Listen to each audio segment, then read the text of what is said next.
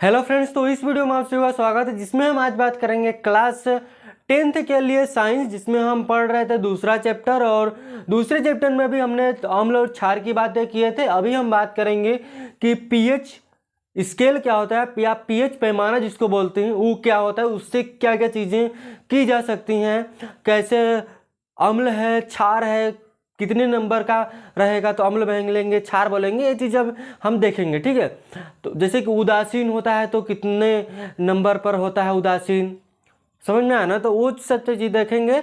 और हमने class 10th के मैथ भी पढ़ाए हैं, तो जाकर आप चैनल पर देख सकते हैं, जिसमें हमने तीसरा चैप्टर शुरू किए हैं। और पुराने चैनल पर सारा पड़ा हुआ है पिछले साल का, जो भी बच्चे 2026 में पेपर देने वाले हैं, और बहुत जल्द उनका भी रिजल्ट आने वाला है। ठीक है, जब आ जाएगा तो उसका भी वीडियो बना देंगे, कैसे देखना है, या फिर पहले से बन जाएगा। ठीक है, तो आप कमेंट कीजिएगा किसका कितना नंबर आया है, समझ में आया ना। तो अभी हम शुरू कर लेते हैं यहाँ से। लगभग आपका 2-3 दिन के अंदर आ जाएगा रिजल्ट।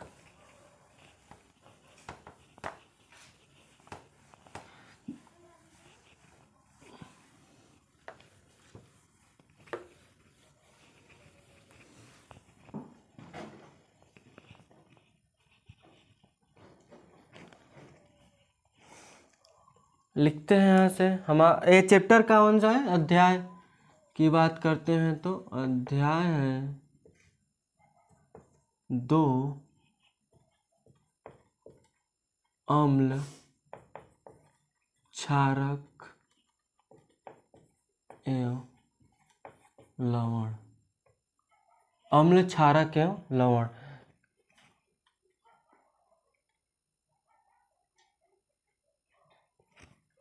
ठीक है, तो इसमें हम आज पढ़ेंगे पीएच स्केल। तो इसमें लिखेंगे किसी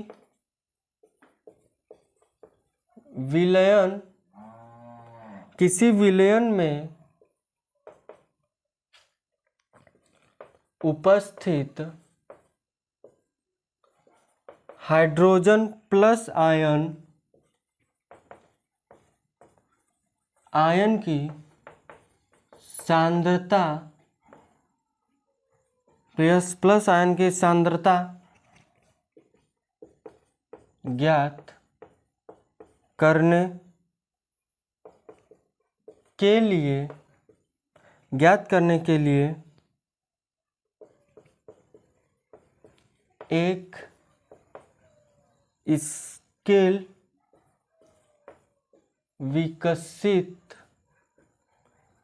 विकसित किया गया, जिसे पीएच स्केल कहते हैं। ठीक है, बात समझ में आया। जैसे कि जो पीएच में पी है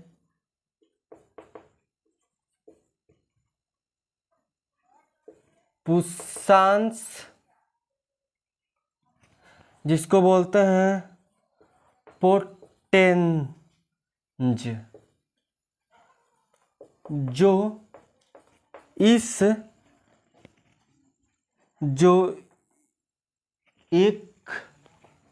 जो एक जर्मन शब्द है। इसका मतलब क्या होता है, जिसका अर्थ होता है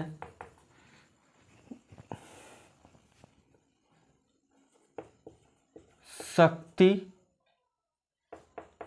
अगर शक्ति की बात करेंगे, अगर पीएच बराबर 7 होता है तो वह उदासीन विलयन होगा। विलयन अगर pH का मान 7 होता है तो वो उदासीन विलयन होता है। अगर pH का मान 7 से क्या होता है, एक कम का चिन्ह या अधिक का, ठीक है। 7 से pH का मान 7 से कम होता है यहाँ पर, यानी कि तो वो क्या होता है, अम्ल होता है। क्या, अम्ल या अम्लीय विलयन। फिर उसके बाद वहीं अगर pH का मान 7 से अधिक होता है, इस pH का मान 7 से कम होता है तो अम्लीय होता है, और 7 से अधिक होता है pH का मान तो वो क्या होता है, क्षारीय होता है, क्षारीय विलयन होता है। कैसा, क्षारीय विलयन होता है। बात समझ में आया। तो यही चीज़ है जिसमें अगर हम बात करते हैं, जैसे इस ये जो स्केल है, यह स्केल 0 से 14 तक pH ज्ञात करने के लिए उपयोग में लाया जाता है। जिस 0 से 14 तक का pH मान ज्ञात करने के लिए इस pH पैमाने का या pH स्केल की बात कर सकते हैं, उसका उपयोग किया जाता है 0 से 14, उससे अधिक नहीं, ठीक है। जैसे कि हम बात करेंगे कहाँ कहाँ से होता है, एक ऐसा लाइन ड्रॉ करते हैं यहाँ से एकदम सीधा, ठीक है। यहाँ से जैसे कि CH3CCOOH, फिर यहाँ से आपका H2CO3, ये क्या है, यह क्षारीय है, हाइड्रोजन प्लस आयन मात्रा। यहाँ से HCl, H2SO4 और HNO3। यहाँ देखिए हाइड्रोजन आयन है, यहाँ पर OH प्लस आयन है, जिसमें OH प्लस आयन होते हैं, सॉरी देखिए यहाँ पर बात कर लेते हैं और इस साइड बात कर लेते हैं, ठीक है। ये अम्ल है, ये क्या है, अम्ल है। ये दुर्बल, ये होता है दुर्बल अम्ल, ये है प्रबल अम्ल, प्रबल अम्ल है। इसमें हाइड्रोजन नहीं है, इसमें सॉरी OH प्लस आयन नहीं है, इसमें H प्लस आयन है, और इधर भी, तो दोनों अम्ल होगा, बस ये दुर्बल अम्ल होगा और ये प्रबल अम्ल होगा, ठीक है। बात समझ में आया। तो इसी तरह से दुर्बल क्षार और प्रबल क्षार होता है। तो यहाँ पर देखिएगा, जैसे एक यहाँ से लाइन खींचते हैं, यहाँ से एक पैमाना हम बना लेते हैं,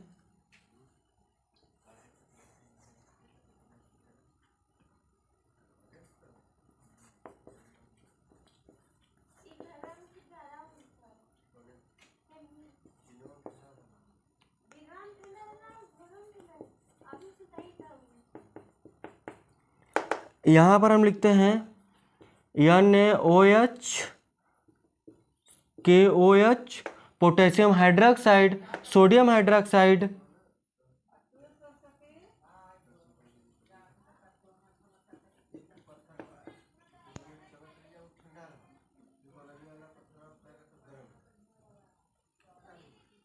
तो ये हो गया आपका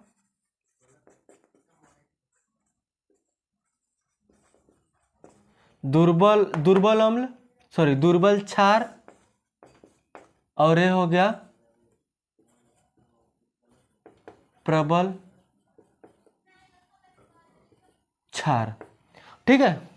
तो इस तरह से हम ज्ञात करते हैं। ये आप याद रख लीजिएगा कि NaOH और KOH है, जो यानी सोडियम हाइड्रोक्साइड, पोटेशियम हाइड्रोक्साइड, और इसका नाम आप कमेंट करेंगे। ये जो है ये प्रबल क्षार है, और ये जो है ये दुर्बल क्षार है। उसी तरह से यहाँ जो है ये दुर्बल अम्ल है, और इस साइड जो है वो प्रबल अम्ल है। ठीक है, तो प्रबल और दुर्बल की बात समझ में आ गई। कैसे किस तरह से नापेंगे हम? अगर 7 से कम रहेगा तो अम्ल रहेगा, 7 से अधिक रहेगा तो क्षार रहेगा। अगर उसका मान अगर 7 है तो उदासीन होगा। ठीक है, उदासीन विलयन होगा, न अम्ल न क्षार, बीच बीच का। ठीक है, तो हम बात कर लेते हैं दैनिक जीवन में पीएच का महत्व। पीएच का क्या महत्व है हमारे दैनिक जीवन में, किस तरह से उपयोग में आता है, उसकी बात कर लेते हैं। ठीक है,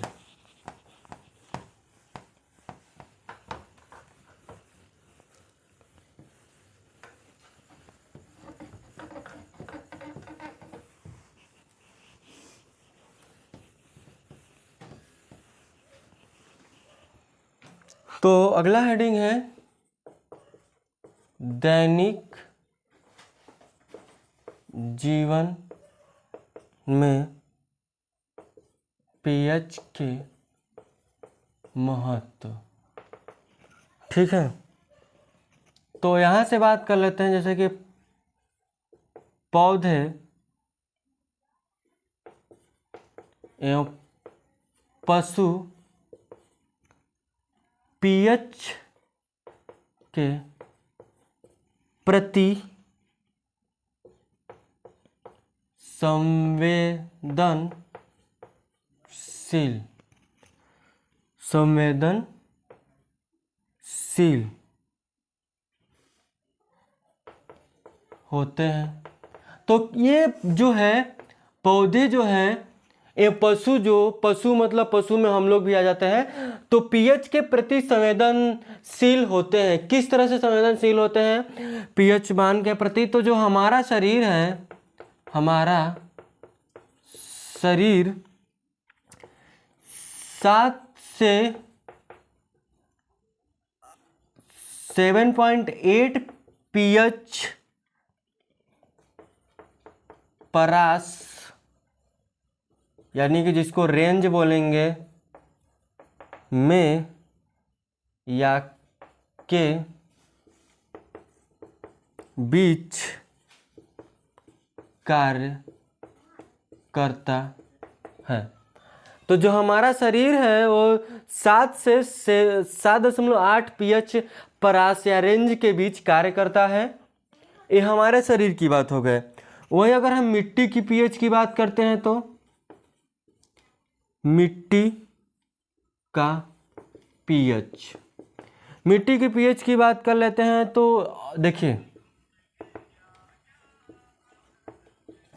अच्छी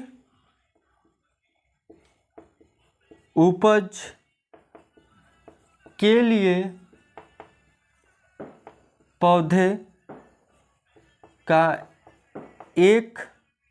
पौधे को एक विशिष्ट पीएच परास की आवश्यकता होती है। देखिए, अच्छे उपज के लिए पौधे को एक विशिष्ट पीएच परास की आवश्यकता होती है। किस तरह की? तो बात समझिएगा। लिखेंगे कि यदि किसी स्थान की मिट्टी का पीएच कम या अधिक हो तो किसान उसमें आवश्यकता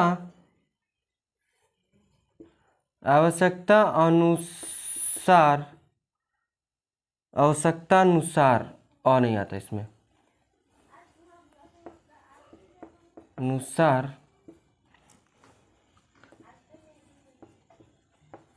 अम्लीय या क्षारीय पदार्थ मिलाते हैं।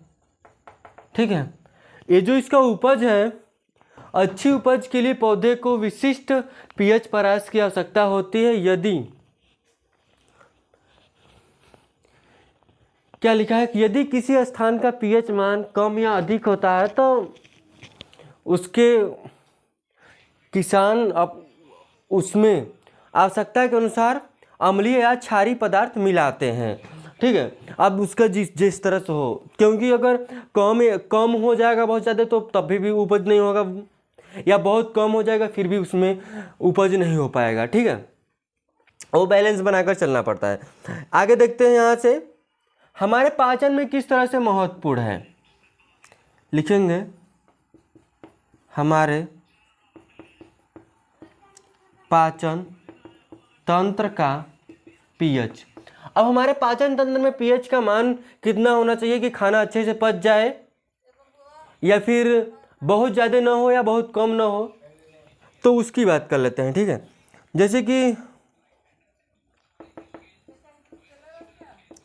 हमारा जो स्टमक है या उदर बोलते हैं या पेट बोल सकते हैं, तो लिखेंगे उदर या इसको स्टमच बोलते हैं।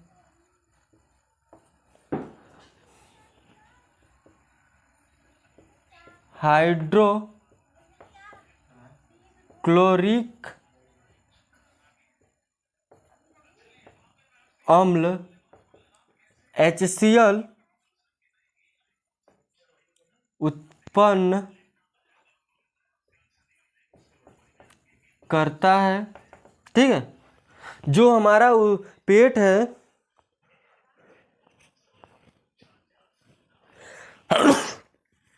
सॉरी, जो हमारा यहाँ ये पेट है जिसे हम खाना खाते हैं, तो वहाँ पे कौन सा अम्ल होता है? HCl यानी हाइड्रोक्लोरिक अम्ल, जो कि अगर किसी के हाथ पर अगर गिर जाए तो वो हाथ को जला सकता है। इतना खतरनाक एसिड हमारे पेट में होता है। तो वो वहाँ बात अलग है कि वहाँ पर कौन सा झिल्ली होता है जो रक्षा करती है, उसकी बात नहीं करेंगे। जब हम पढ़ेंगे पाचन तंत्र तब उसमें हम पढ़ लेंगे। ठीक है, अभी बात इतना समझिए। तो क्या लिखेंगे? हाइड्रोजन अम्ल उत्पन्न होता है, जो उत्पन्न होता है वह उत्पन्न करता है जो भोजन के पाचन में सहायक होता है, जो कि भोजन में सहायक होता है। अपच की स्थिति में उदर अधिक मात्रा में अम्ल उत्पन्न करता है, जिसके कारण उदर में दर्द होता है। ठीक है, जब जैसे कि अगर हम ज़्यादा खा लेते हैं तो अपच हो जाता है। तो अपच जब होता है तो हमारा जो पेट है वो ज़्यादा मात्रा में HCl अम्ल को बाहर निकालता है। जब वो ज़्यादा मात्रा में बाहर निकालता है तो हमारा जो पेट है वो दर्द करने लगता है, क्योंकि जब ज़्यादा पेट में है तो उसको ज़्यादा मात्रा में चाहिए पचाने के लिए, या तोड़ने के लिए बात कर सकते हैं। ठीक है, जिससे एसिडिटी होती है, जैसे कि क्षारकों का उपयोग किया जाता है अम्ल को बैलेंस करने के लिए। फिर क्षारक का उपयोग जैसे कि सब इनो पीते हैं उस तरह का, समझ में आया ना, अधिक उदासीन करता है। जैसे कि मिल्क ऑफ मैग्नीशिया, जो इनो आती है उसकी बात करते हैं। ठीक है, तो मुंह के पीएच का मान 5.5 होता है, से कम होना चाहिए। देखिए, वहीं अगर हम पीएच परिवर्तन के कारण अगर दंत क्षय जो होता है उसका मान कितना होना चाहिए? 5 से 5.5 तक होना चाहिए, उससे अधिक नहीं होना चाहिए। कम होने, जैसे कि उससे कम नहीं होना चाहिए। अगर मुंह का जो पीएच मान है और 5.5 से अगर कम हो जाएगा तो दांत झरने लगेगा, दांत खराब होने लगेंगे, काफ़ी दिक्कतें आएंगी, दांत दुखेगा, ये सब चीज़ें हो सकती हैं। समझ में आया ना? वो आप लिख लीजिएगा। आगे पशुओं और पौधों द्वारा उत्पन्न रसायनों से आत्मरक्षा, जैसे कि मधुमक्खी के डंक एवं अम्ल छोड़ते हैं, जिसके कारण दर्द होता है, जलन का अनुभव होता है। डंक मारे गए अंग में बेकिंग सोडा के उपयोग से आराम मिलता है। ठीक है, नेटल के डंक वाले बाल मेसोनाइड अम्ल छोड़ जाते हैं, जिसके कारण जलन वाले दर्द का अनुभव होता है। इसका इलाज डंक वाले स्थान पर डॉग पौधे की पत्ती रगड़ कर किया जाता है। अब डॉग पौधा क्या होता है ये तो मेरे को भी नहीं पता ना, ये कभी देख लेंगे क्या होता है। फिर आता है लवणों का पीएच क्या होता है, तो उसकी बात कर लें।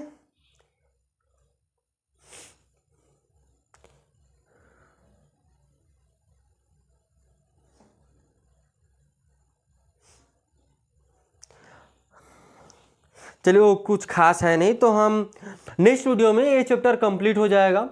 समझ में आया ना। बस यही है कि प्रबल अम्ल और प्रबल क्षार मिलाते हैं तो उदासीन हो जाता है। प्रबल अम्ल प्लस दुर्बल क्षार मिलाते हैं, पहले भी हम देख चुके हैं। तो दुर्बल क्षारक मिलाते हैं तो अम्लीय क्षारक अम्लीय लवण बनता है, फिर अवड़ बनता है। फिर प्रबल क्षारक और दुर्बल अम्ल मिलाते हैं तो क्षारीय लवण बनता है। तो ये सब चीज़ें आगे लिखा गया जो हमने पहले भी पढ़ा दिया है।